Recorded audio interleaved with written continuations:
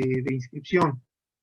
Entonces, yo creo que ya nos podemos quedar con nuestro, ¿cómo se llama?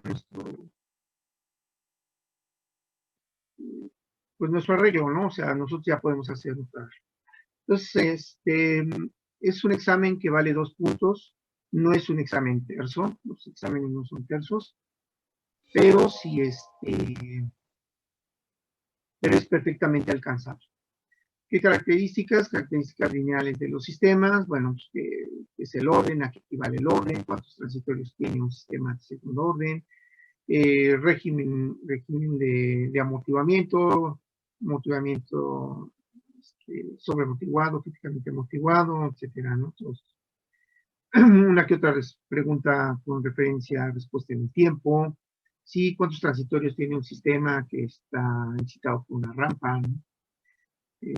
Cuántos, si tiene un escalón, si es de tal cual característica, etcétera, ¿no?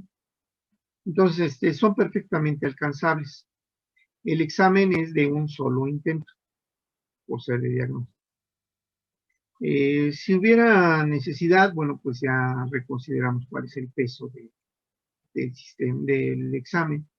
Pero en el diagnóstico normalmente es de 1 punto, ahorita ya lo estamos poniendo de 2. No está facilón, pero pues todo lo que obtengan es parte de su calificación. Es decir, ya se les va a entregar por la en el apartado, recuerden el apartado de gente, en el cintillo superior de la página, perdón, en el cintillo superior aparece hay un apartado de que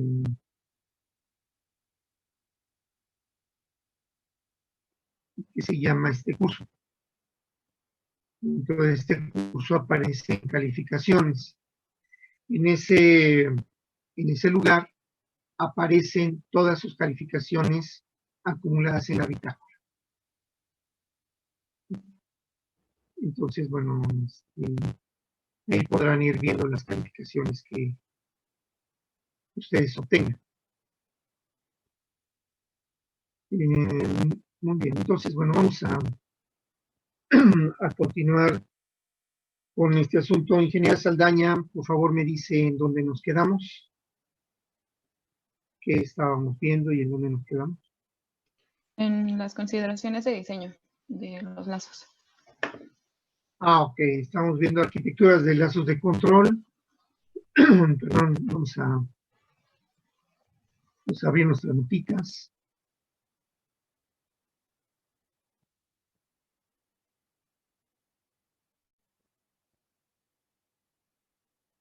Ya en las consideraciones, las últimas, ¿no? ¿Se terminó el tema y todo? Sí, ya lo vimos. Ya lo vimos. Entonces resta nada más preguntar si hay dudas. ¿Eso lo hicimos o no? Sí, la clase pasada. O sea, el tema está concluido. Sí, ya. Ok, de acuerdo, muy bien. Entonces, esto lo vamos a dejar fuera. Y bueno, ingeniera, entonces, vamos a ver. Están liberados, ya pueden entrar al curso, a la página. Vamos a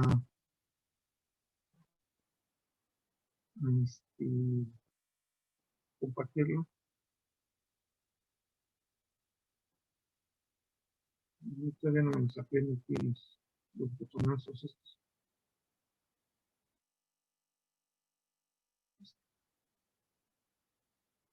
Vamos a compartir nuestra página del curso. Aquí tenemos ya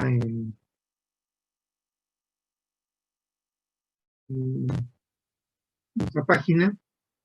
Dentro de este apartado de sistemas y arquitecturas de control, lo primero que liberamos las notas, las que hemos ahorita repasado a manera de exposición. Entonces hay tres ligas que están ya liberadas, que es el mapa mental. No sé si esto lo comentamos con su grupo en general o nada más lo comenté con el grupo 3, creo. Sí, ya lo habíamos comentado. Ok, bueno, quedan estas libres, ¿no? Muy bien. En general, a todo el grupo, ¿dudas de estas actividades? No, ninguna. No. Ninguna. Muy bien. Sale pues, entonces, nos damos por vista. Muy bien, entonces, bueno, vamos a hacer un ejercicio de una dinámica breve de esta actividad de lectura. Muy bien. Ingeniera Saldaña, ¿voluntario o víctima? Voluntario. Voluntario, muy bien, muy bien. A ver, en esta tarea, o en esta actividad, se pide que lean uno de los artículos, uno de los 4 artículos que están ahí. Se les pide que lo resuelvan en su cuaderno. Pues, eventualmente, no sé, una reflexión de una media cuartilla tal vez, ¿no? Puede ser que hayan leído más de uno, resumen de cada uno. Idealmente a lo mejor esto, pero pues, a lo mejor sí una reflexión de todos aquellos que hayan hecho, ¿no? Una reflexión en conjunto de eso. Muy bien. Entonces al grupo, el primer voluntario para que nos diga de qué artículo leyó y eventualmente, o qué artículos leyó y eventualmente cuál ha sido la reflexión, una reflexión sencilla de la actividad que hizo.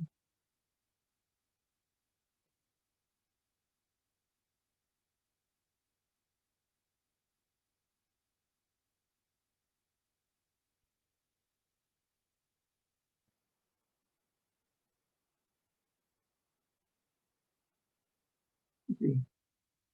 Muy bien, ingeniera Saldaña, no hay voluntarios, entonces deme un número primo, por favor.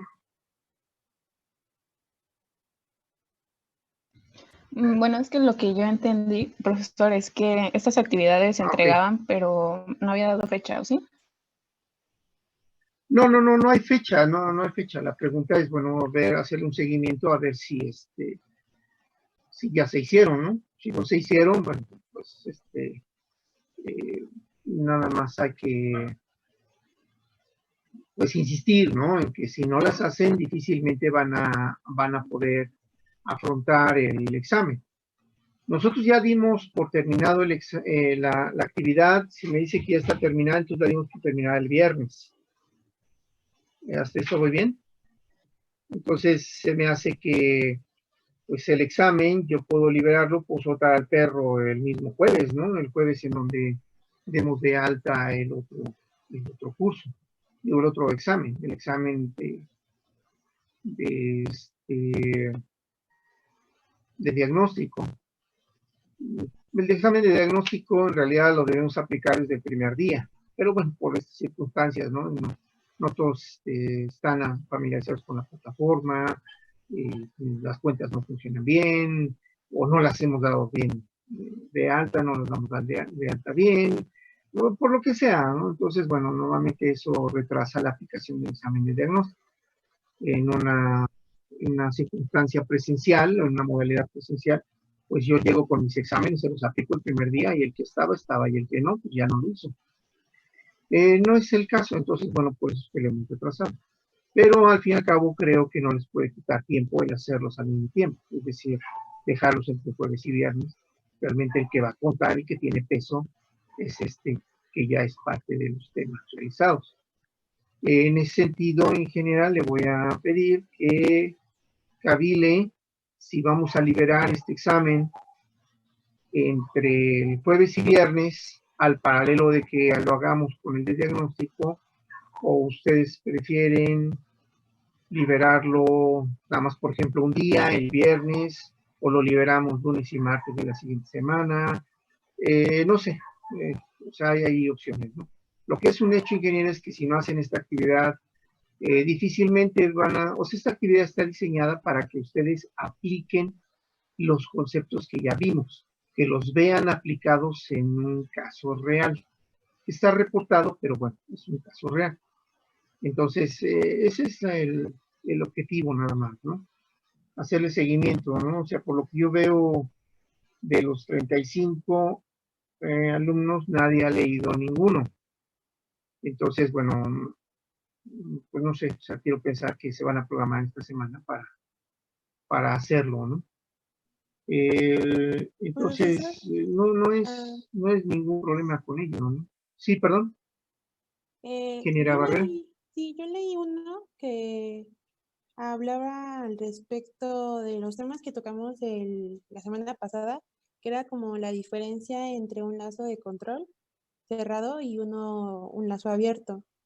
Y nos decía que pues sí, que los lazos cerrados son más costosos y que siempre tienen que Uh -huh. tener una medición y pues puede ser directa o indirecta, pero también mencionaban que, por ejemplo, en los lazos de control cerrados podía bajar el precio si había una intervención humana. Sí, bueno, eventualmente le puede salir más barato el incrementarlo si lo pone en modo manual. Por ejemplo, el caso de la regulación de la temperatura del agua de la regadera.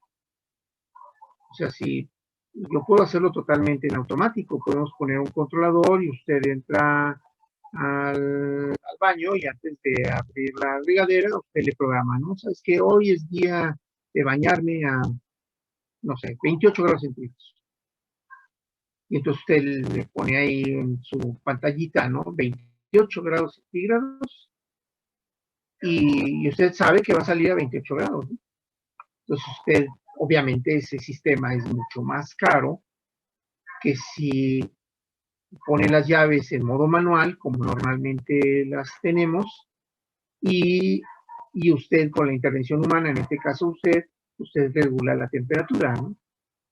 O sea, eso es a lo que eventualmente se refiere, aunque sí hay que aclarar, y esto lo digo porque creo que vale la pena insistir en que el hecho de que el sistema esté a lazo cerrado, aunque esté en manual, es decir, que lo esté operando un ser humano, no deja de ser más costoso que a lazo abierto, ¿no? Pues sí, eventualmente puede hacerse eso. Nada más que hay sistemas en que se requiere de una supervisión constante. Por ejemplo, la temperatura tal vez no, porque es una variable lenta, pero si hablamos de controlar en manual un flujo, ahí sí ya la cosa está más complicada, ¿no? El flujo y la presión son variables muy rápidas. Después de todo están definidas como derivadas, funciones derivadas. Entonces, ahí controlarlo en manual, la verdad es que es así como que es hasta peligroso, ¿no? Así por sí mismo, no resulta claro, ¿no? Nada más sería esa la observación con respecto a, esa, a ese comentario, ¿no? De que puede salir más barato hacerlo, ¿no? O sea, que es más barato el lazo, pero no que sea más barato hacer con respecto al lazo abierto, ¿no? Tiene Barrera algo más que haya mencionado. Ahorita vamos con el ingeniero Morales. No, es que bueno, sí tenía como esta duda de en qué parte se podría pues como aplicar eso de que iba a ser más barato, ¿no? Porque así como usted dice, puede ser más barato en unas partes, pero en otro lado sigue siendo caro el lazo de control. Así es, sí, nada más desde medirlo, ¿no? O sea, Ujú. dependiendo de la variable, el medidor puede ser muy caro o no tanto, ¿no? Si hablamos de medir una variable, una temperatura con un termopar, pues no tiene mayores problemas, ¿no? O sea, un termopar nos puede costar a lo más 500 pesos, ¿no? O sea, si lo ponemos en términos de dólares, pues serían $5. O sea, no es gran cosa. En comparación con, por ejemplo, con la medición de un pH, ¿no? Que es de las variables más caras, ¿no? El pH, para empezar, ni siquiera es un medidor, es un analizador. Entonces, bueno, ya nada más el hecho de medirlo, de tener la medición de la variable, pues ahí sí nos va a costar, no sé, entre el puro medidor de un pHímetro de buen nivel, pues sí puede andar entre $2,500, $3,000, más la instalación, más los servicios, o sea, sí puede ser muy, muy caro, ¿no? Medir una variable, ¿no? Entonces ya desde ahí, pues el lazo de control se vuelve caro. Entonces, sí, nada más considere eso, ¿no? Que si dice que puede ser más barato, no es en relación al lazo abierto, es en relación al mismo lazo cerrado, ¿no? Ok, ¿algo más, ingeniero Barrera? No, sería todo, profesor. Gracias. Ok, gracias, ingeniero Morales. Sí, ¿qué comentario tiene? Sí, O duda, no sé. el que yo leí mencionaba unas, el tiempo que retrasa en cuanto al proceso, el hecho de tener válvulas atascadas y de tener bueno, que no funcionen al 100% todos los aditamentos. También nos menciona que es mucho mejor trabajar con un bucle cerrado para tener más un rango de, de análisis y para que no falle tanto el proceso. Sí, digamos que son ventajas colaterales, ¿no? En el primer caso, ingeniero, pues es la regla aquella de que cuando algo se está trabajando para un objetivo que no está diseñado, pues siempre las cosas van a salir mal, ¿no? Es decir, vamos a pensar que queremos pintar la casa, ¿no? Y no tenemos escaleras y decimos, pues mira, pila sillas, ¿no? Pues sí, o sea, teóricamente podemos apilar las sillas y en lugar de usar una escalera podemos usar un tonal de sillas. Sin embargo, las sillas no están diseñadas para trabajar de esa manera, trabajar apiladas, y lo más seguro es que pues alguien vaya a tener un accidente, ¿no? Es decir, cuando usamos las cosas para lo que no son, para lo que no están diseñadas, normalmente las cosas salen mal. Así es este caso, ¿no? Si yo compro una válvula regulatoria, pero no la utilizo para regular el flujo de lo que esté pasando por la tubería, pues la verdad es que esa válvula está de más. Puede resultar peligrosa, puede resultar de riesgo, implica un mantenimiento adicional que no deberíamos tener. Sí, hay ocasiones en que a a la gente de mantenimiento, como ya no tiene espacio en donde poner las válvulas, sobre todo las válvulas grandes, eh, es bien común que mantenimiento diga, ¿sabes qué? Mejor instálalas. Las instalamos en campo y las tenemos abiertas al 100%. O sea, las manejamos como si fuera una tubería. En general, las válvulas tienen un estrangulamiento. En general, las válvulas no crean que están totalmente abiertas y son transparentes, no. Generan casi siempre un efecto Coriolis. Entonces, eso hace que se modifique el flujo, que no sea laminar. Al final, que sus incrementos y su manejo no sea lineal. Entonces, son características importantes, ¿no? Que hay que tener. Colocamos un dispositivo que no vamos a ocupar. Sí, eso es una. Y por el otro lado, de que pueda ser más barato, digo, que nos dé ese margen de error menor. Lo que pasa, ingeniero, es que ya vimos que el sistema se atenúa. Entonces, puede ser muy común, o puede ser que el sistema me dé a mí la capacidad de moverme con mayor precisión en un rango, pero más restringido. O sea, no crea que le va a dar mayor precisión para su operación del proceso en todo el rango. No, o sea, recuerde que el sistema se atenúa. Ahorita vamos a ver una gráfica que puede ilustrar esta parte. El sistema se atenúa, entonces a usted le va a dar más precisión en el rango en el que se atenúa, ¿sí? Pero no en todo el rango, ¿no? Entonces nada más hay que tener en cuenta eso, ¿no? Tal vez, no recuerdo cuál es el artículo que lo menciona, pero me parece, no es el de Shell ni el de Payne, debe ser el segundo que tienen ahí, Open versus Truth. Debe ser ese. Entonces, nada más tenga cuidado, ¿no? Con esa interpretación. Muy bien, ¿algo más de ese artículo que leyó, ingeniero Morales? No, sería todo. Ok, gracias, ingeniero. Ingeniero Aguilar, estaba levantando la mano.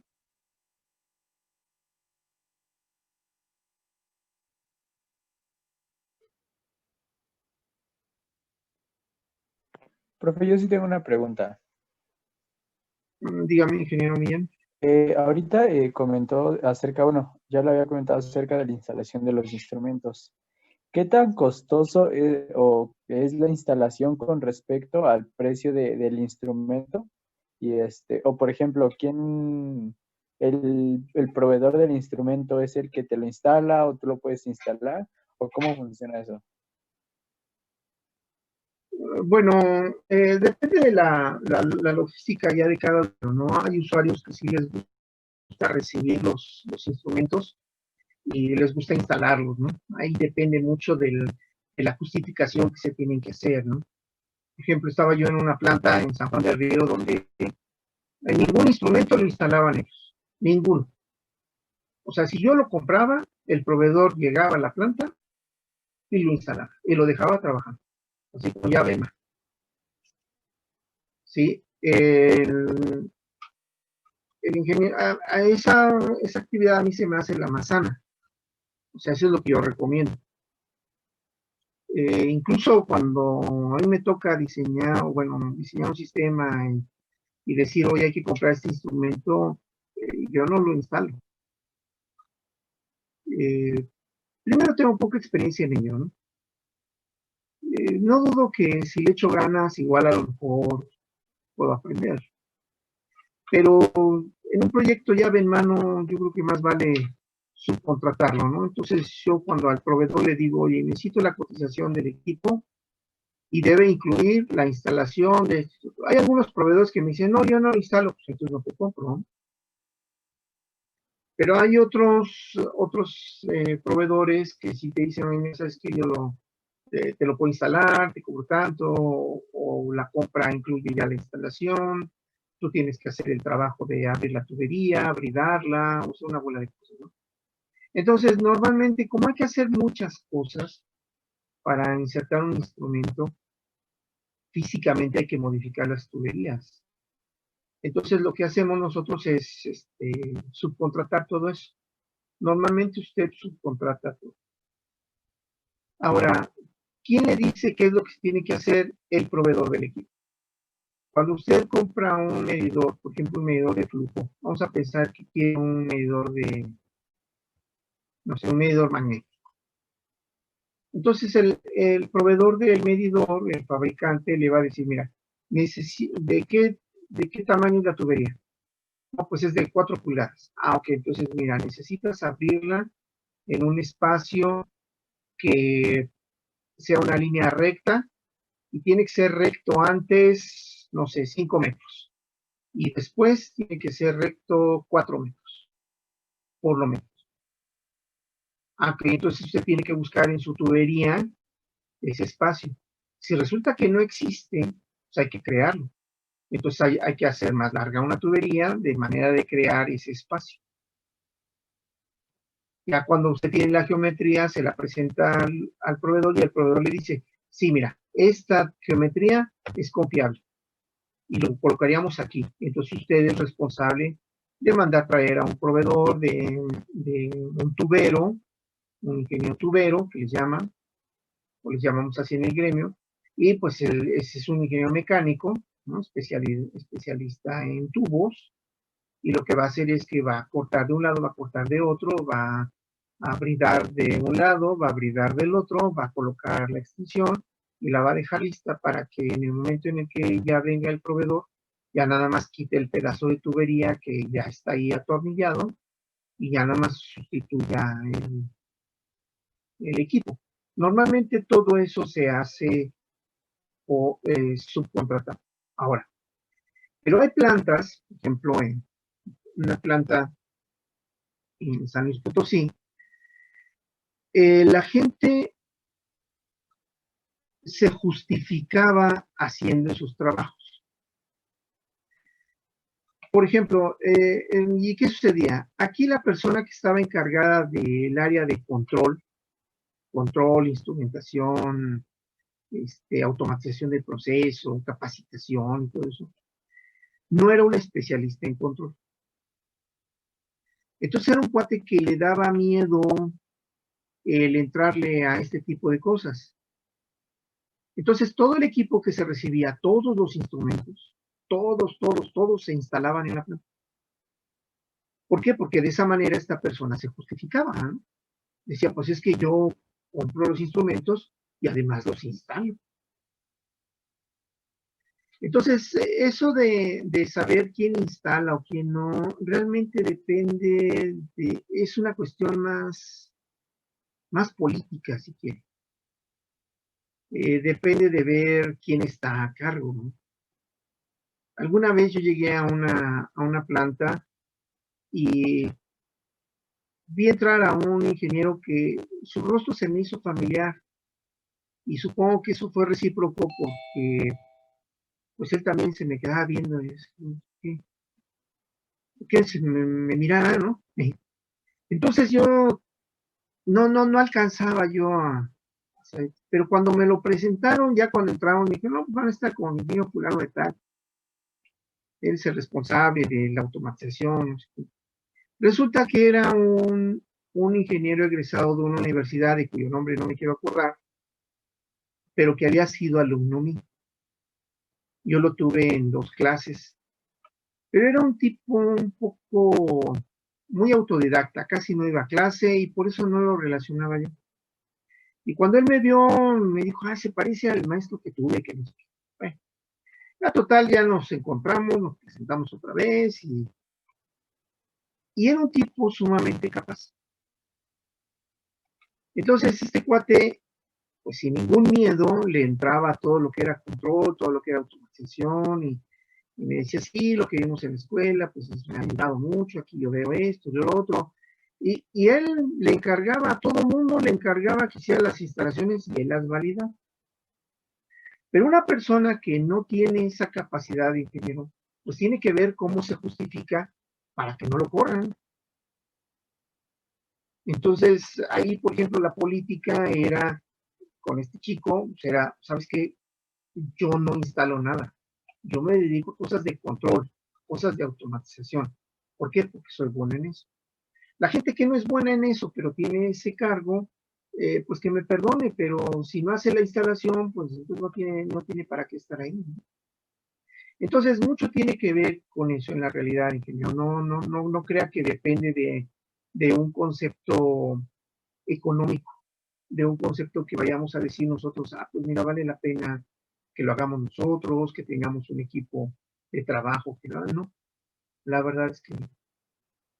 Obviamente, cuando tienen una persona que es muy capaz y todas las instalaciones se hacen por fuera, y luego esta persona sale y colocan a una persona que no es muy capaz y que tiene que justificarse haciendo las instalaciones, pues sí, mantenimiento inmediatamente protesta, ¿no? Porque dice, ¿sabes qué? Si no estábamos acostumbrados a hacer esto nosotros. Pero cuando es al revés, y empieza usted a descargarle trabajo a la planta, cuando es usted capaz de negociar el precio para que el costo-beneficio de que lo hagan ellos, el proveedor, que haga la instalación y usted se dedique a cosas más creativas, pues es evidente que la planta lo va a dar por bienvenido, ¿no? Se nota la capacidad. Entonces, si usted me pregunta, pues depende mucho del antecedente, ¿no? depende mucho de cómo se maneje la persona que está ahí. Entonces, quieran o no, esa es una de las primeras evaluaciones que hay que hacer. Por eso es importante ir a la planta cuando le piden un proyecto. En teoría, en papel se puede resolver todo, pero en la realidad hay que ver mucho lo que llamamos el factor humano. Sí, entonces en este caso en concreto, ingeniero, depende de qué tan capaz sea la planta para resolver las cosas de control. Yo no conozco una planta que me diga, "Ay, pues como yo soy bueno instalando, prefiero instalar". ¿No? No, o sea, podrán ser muy buenos instalando cosas, pero no, o sea, la preferencia es que lo haga el proveedor. Si usted me pregunta si usted va a trabajar como freelance y va a diseñar los sistemas de control, mi sugerencia es que usted siempre le diga al proveedor que haga la instalación. Sí, porque a menos que le guste, quiera aprender y tenga oportunidad de saber cómo se corta una tubería, cómo se brida, cómo se suelda, cómo se coloca una válvula, esto, a menos que usted quiera aprender eso, la verdad es que mi sugerencia es que se lo encargue al proveedor. Ahora, ¿qué tan caro es? No crea que se va a ahorrar mucho dinero si usted lo hace, porque requiere de cierta capacitación y esos cursos son caros. Ahora, si ya se lo encarga a un proveedor, el proveedor le va a entregar una garantía, le va a entregar a un cuate especializado y le va a entregar un tiempo, y eso usted lo puede planear. Entonces, si me preguntas desde el punto de vista de costo a largo plazo, para mí es mejor que lo haga de nuevo un externo. Sí, entonces, en mi experiencia, gasta menos y tiene la certeza de que las cosas van a suceder. Entonces, yo no, es lo que le sugeriría yo, ¿no? Y con respecto al costo, lo más caro, ingeniero, de la instalación de un equipo no es el equipo, a veces no, a veces es la modificación del proceso. Procesos muy caprichosos son la medición de flujo magnético por un medidor magnético, porque requiere de un flujo laminar antes y después. Si no, no es confiable. El medidor másico no tiene problema porque genera su propio Coriolis, que lo genera por dentro, sobre todo si es Vortex. Entonces ese no tiene problema. La medición del pH puede ser cara porque hay que modificar, hay que tomar una muestra física y se analiza la muestra. Entonces, hay que interrumpir el proceso. Entonces ahí también se tiene que hacer a una cierta distancia de último codo y a una cierta distancia antes de la primera salida de aire. ¿Por qué? Porque el aire puede oxidar el proceso y hacer que cambie el pH. Entonces son medidores que típicamente modifican el proceso. Algo que no lo modifica tampoco es la medición de presión, sobre todo un tubo de burdón, porque ese nada más le hace un agujero a la tubería y mete el tubo tal cual y ya, se acabó, no tiene nada que hacer. Y si es en un codo, pues ahí la medición puede no ser muy confiable, pero si lo hace 20 centímetros después del codo, no pasa nada. Entonces y como es un machuelo nada más, se hace un agujero y le pone cuerda, atornilla el tubo de burdón y se acabó. No pasa nada. Entonces esas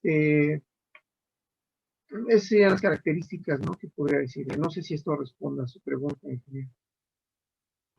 Sí, profesor. Ok, bueno, queda menos de un minuto. Vamos a cortar abruptamente la sesión para ver la siguiente y bueno, ya agarrarnos de filo sin ninguna interrupción. Bueno, entonces abrimos una segunda sesión, ingeniero.